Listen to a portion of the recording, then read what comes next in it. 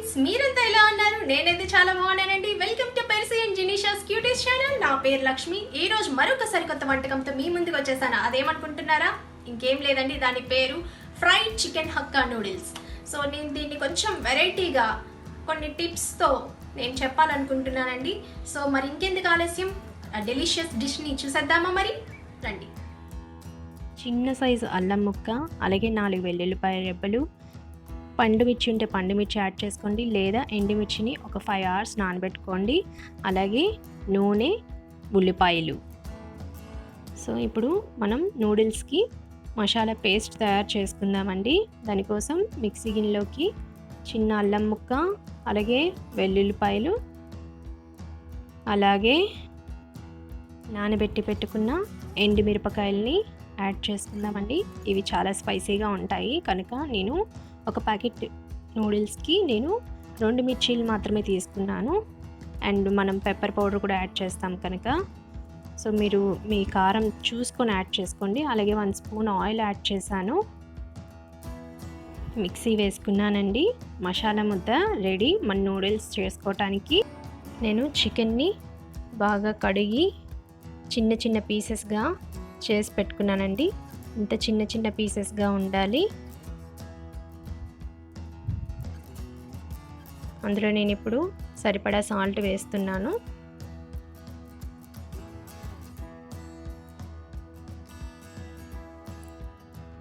And అలాగే కారం add చేస్తున్నానండి.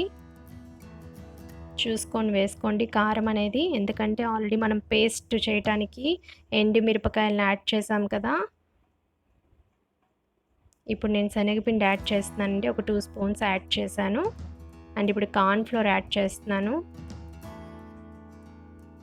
1.5 స్పూన్ బైండింగ్కి. అల్లం వెల్లుల్లి పేస్ట్ యాడ్ చేస్తున్నానండి. 1 స్పూను నేను ముందుగా తయారు చేసి పెట్టుకున్నాను. ఒక హాఫ్ పీస్ లెమన్ని యాడ్ చేసుకుంటున్నానండి. లెమన్ యాడ్ చేసుకోవడం వల్ల చాలా టేస్ట్ ఉంటుంది. ఇప్పుడు ఇవన్నీ కూడా బాగా కలుపుకుందామండి. కార్న్ ఫ్లోర్, శనగపిండి ఎక్కువ యాడ్ చేయొద్దండి, ఎందుకంటే మళ్ళీ గట్టిగా వచ్చేస్తాయి. నూడిల్స్లో ఎప్పుడు కూడా సాఫ్ట్గా ఉండాలి చికెన్ అనేది. నేను ఇప్పుడు ఎగ్ని తీసుకున్నాను. జస్ట్ పైన చిన్ని హోల్ చేసి ఎగ్ వైట్ మాత్రమే యాడ్ చేయండి. అది కూడా ఒక 2 స్పూన్స్ దగ్గర యాడ్ చేసుకోండి, సరిపోతుంది. బాగా కలుపుకోవాలండి. ఎగ్ వేయటం వల్ల మనకి సాఫ్ట్నెస్ వస్తుంది.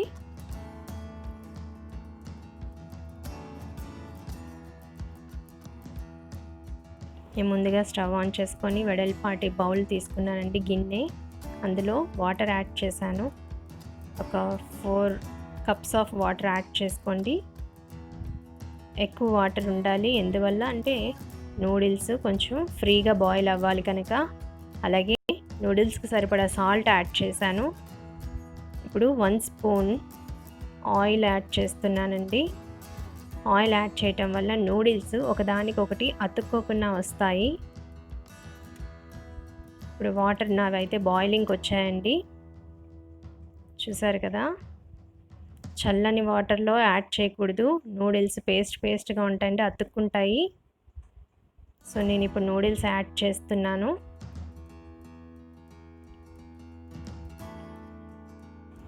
నేను ఇక్కడ 1 ప్యాకెట్ నూడిల్స్ తీసుకున్నాను. మన నూడిల్స్ ఇక్కడ కుక్ అవుతున్నాయండి,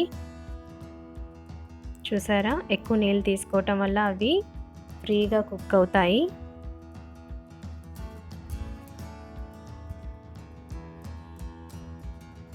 మధ్యలో ఇలాగా సపరేట్ చేస్తూ ఉండండి. సో చూసారు కదండి ఎలా కుక్ అవుతున్నాయో. మనం ఎప్పటికప్పుడు సపరేట్ చేస్తూ ఉండాలి. చూసారా, నూడిల్స్ విడివిడిగా వచ్చాయి. ఒకసారి చెక్ చేసుకుందాము ఉడికాయా లేదా అనేది. ఇంకొంచెం ఉడకాలండి ఇక్కడ. నేను ఇంకోసారి చెక్ చేసుకుంటున్నానండి నూడిల్స్ని. నా నూడిల్స్ అయితే కుక్ అయిపోయాయండి.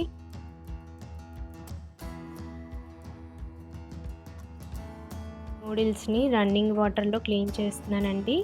ఇప్పుడు వ్యాక్స్ అంతా పోయి నూడిల్స్ విడివిడిగా వస్తాయి.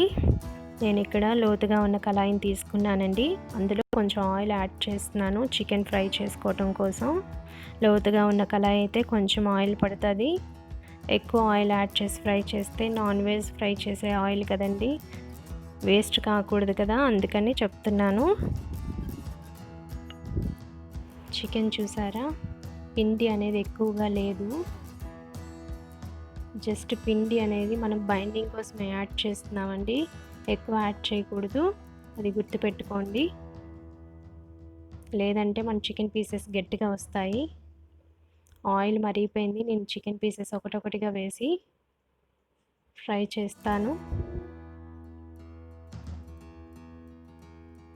స్టవ్ మీడియం లో ఫ్లేమ్లో పెట్టుకోండి. చికెన్ ఒక 3 to 4 minutes ఫ్రై అయితే సరిపోతుందండి. చిన్న చిన్న పీసెస్ కదా, త్వరగా ఫ్రై అయిపోతాయి.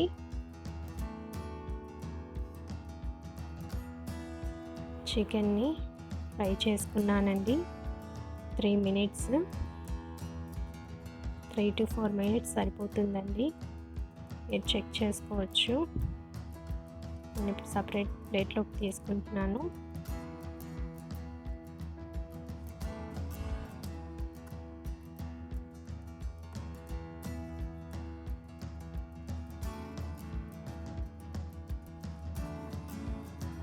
ఇవి ఇలా కూడా తినచ్చండి, చాలా టేస్టీగా ఉంటాయి ఇవి.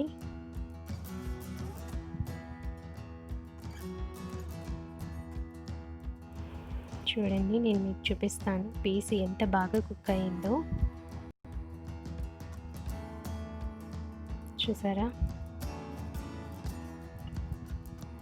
నేను మళ్ళీ అదే పాన్ స్టవ్ పైన పెట్టుకొని ఒక 1 spoon ఆయిల్ వేసుకొని, ఇందాక మనం ఎగ్ వైట్ యాడ్ చేసుకున్నాం కదండి చికెన్లోకి, ఆ మిగిలిన ఎగ్ అలాగే ఇంకొక ఎగ్, అంటే దాదాపు 2 eggs వరకు యాడ్ చేసుకున్నానండి.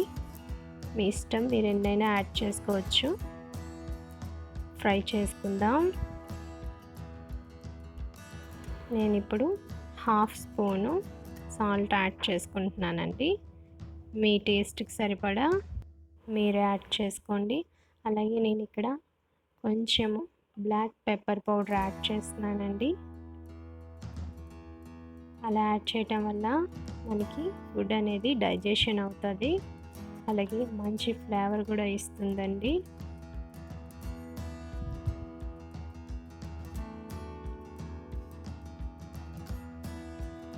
కలుపుకుందాం. బాగా ఫ్రై అయిపోయిందండి.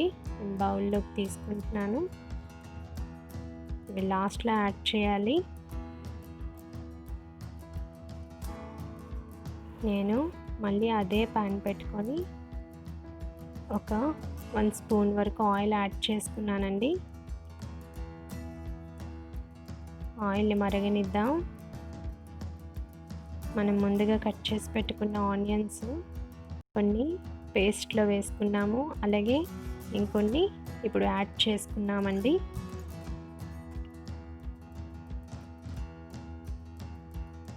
జస్ట్ ఒక 1 minute అలాగా ఫ్రై చేద్దాము ఆయిల్లో ఆనియన్స్.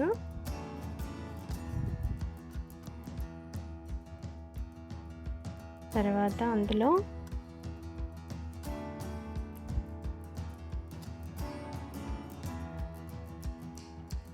క్యాబేజీ యాడ్ చేసుకుంటున్నానండి.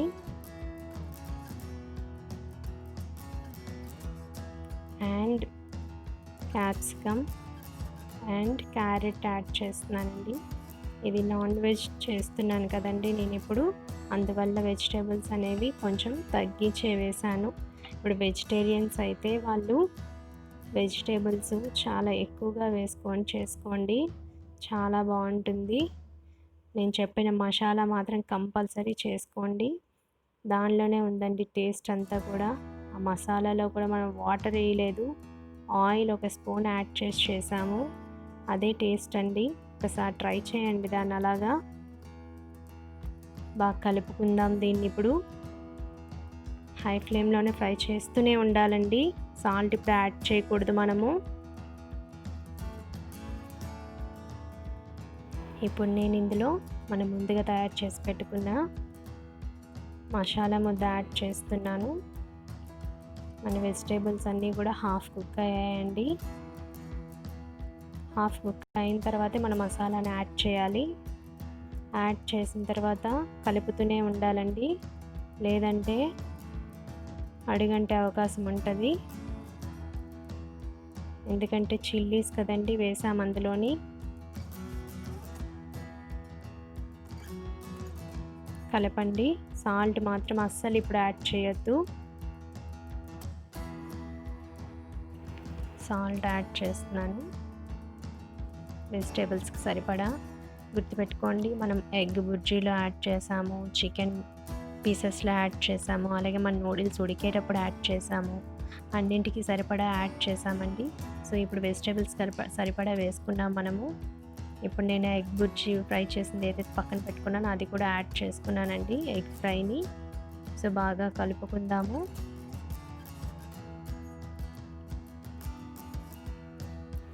చూసారా, అన్నీ కూడా బాగా ఫ్రై అయ్యాయండి. ఇప్పుడు ఇందులోని సోయా సాస్ ఒక స్పూన్ యాడ్ చేసుకుంటున్నానండి. ఇంకా మీరు చిల్లీ సాసు, వెనిగరు ఇవి ఏమి కూడా యాడ్ చేయనవసరం లేదండి. ఈవెన్ సోయా సాస్ కూడా అవసరం లేదు, కానీ నా దగ్గర ఉంది కనుక యాడ్ చేస్తున్నాను. నూడిల్స్ చూసారా విడివిడిగా ఎలా వచ్చాయో. ఎప్పుడు కూడా గుర్తుపెట్టుకొని మనం నూడిల్స్ ఉడకబెట్టిన వెంటనే ట్యాప్ వాటర్లో, రన్నింగ్ వాటర్లోని కడగాలండి. కడిగి చల్లారబెట్టుకోవాలి. అప్పుడు ఇవి ఒకదానికొకటి అతుక్కోకుండా ఉంటాయి, బాగుంటుంది. ఇప్పుడు కలుపుకుందామండి. స్టవ్ మాత్రం లో ఫ్లేమ్లో ఉండాలి. నూడిల్స్, ఎగ్ ఫ్రై, వెజిటేబుల్స్ అన్నీ బాగా కలవాలండి. కలిసే వరకు లో ఫ్లేమ్లోనే ఉంచుదాము. అన్నీ బాగా కలుపుకున్న తర్వాత అప్పుడు ఫ్లేమ్ని ఒక్కసారిగా హైలో పెడదామండి.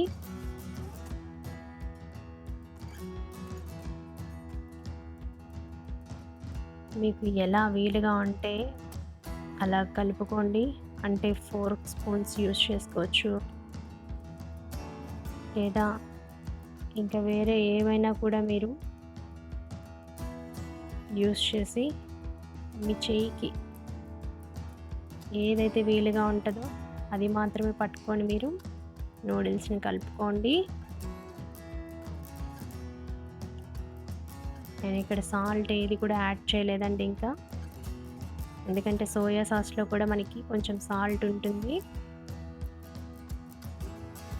మనకి సాల్ట్ సరిపోతుంది. సరిపోకపోతే లాస్ట్లో యాడ్ చేసుకోవచ్చు. కలిసిపోయిందండి, నేను బాగా కలుపుకున్నాను. ఇప్పుడు ముందుగా మనం చికెన్ ఫ్రై చేసి పెట్టుకున్నవి పీసెస్ని యాడ్ చేస్తున్నాను. మళ్ళీ ఇంకోసారి కలుపుకుందాము.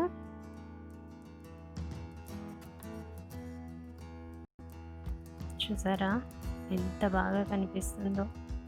టేస్ట్ కూడా చాలా బాగుంటుందండి. నేను ఆల్రెడీ 2 టైమ్స్ ట్రై చేశాను.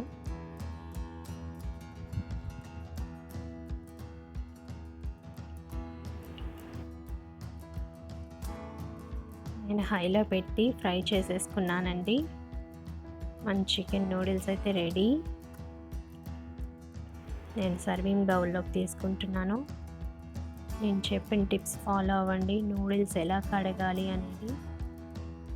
అప్పుడు మన నూడిల్స్ అనేవి ఒకదానికొకటి అతుక్కోకుండా వస్తాయి.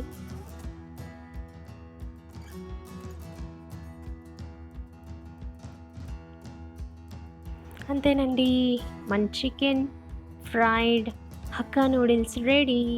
నేను ఆనియన్స్తో గార్నిష్ చేసుకున్నాను. చాలా టేస్టీగా ఉంటుందండి. ఆనియన్స్తో తింటే మీరు కూడా తప్పకుండా ట్రై చేయండి ఈ డిష్ని. సో చూసారు కదా ఫ్రెండ్స్, చికెన్ హక్కా నూడిల్స్ ఎలా చేయాలో అదే అండి, ఫ్రైడ్ చికెన్ హక్కా నూడిల్స్. నాకైతే ఇక్కడ చాలా టేస్టీగా వచ్చింది. మా పిల్లలు అయితే ఎంజాయ్ చేస్తూ తిన్నారండి. దానికి ఇంకా టమాటో కెచప్ ఇంకేమి కూడా అవసరం లేదండి. అలాగే తింటే వేడివేడిగా సూపర్గా ఉంటుందండి. అండ్ ఆల్సో మీరు కూడా ట్రై చేయండి. మీ రెసిపీ ఎలా వచ్చిందో నాకు కామెంట్ సెక్షన్లో షేర్ చేసుకోండి. అలాగే మీకు ఈ రెసిపీ నచ్చినట్లయితే లైక్ చేయండి, షేర్ చేయండి. Don't forget to subscribe. అలాగే సబ్స్క్రైబ్ బటన్ పక్కనే ఉన్న బెల్ ఐకాన్ని తప్పకుండా ప్రెస్ చేసుకోండి. సో అప్పుడు నా నోటిఫికేషన్స్ అన్నీ కూడా మీ వరకు రీచ్ అవుతాయి. So take care, bye bye, see you.